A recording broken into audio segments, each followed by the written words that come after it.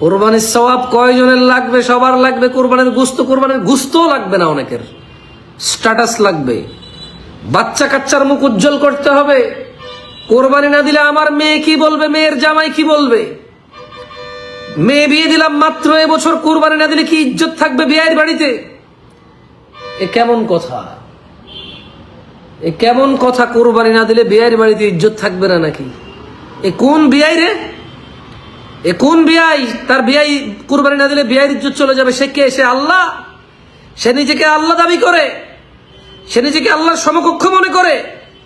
কোরবানি আল্লাহর দেওয়া ইবাদত, আল্লাহর জন্য উৎসর্গ করা ইবাদত। না দিলে বিয়াই কেন মনে কষ্ট নিবে? যে বিয়াই আরেক বিয়াইকে প্রসাদ দেয় কোরবানি দেওয়ার জন্য, সে তো মানুষই না, মুশরিক। সে মূর্তি। সে ফিরাউনের মতো নিজের ইবাদত দাবি করে। I think worse than that, ফিরাউনের কাছে এত নলেজ ছিল না। ফিরাউনের যুগে এত মুসলিম ছিল না, এত মসজিদ ছিল না। ফিরাউনের যুগে এত ইমাম, এত খতিব ছিল না। ফিরাউনের যুগে এত খুতবা, এত বই পুস্তক অ্যাভেলেবেল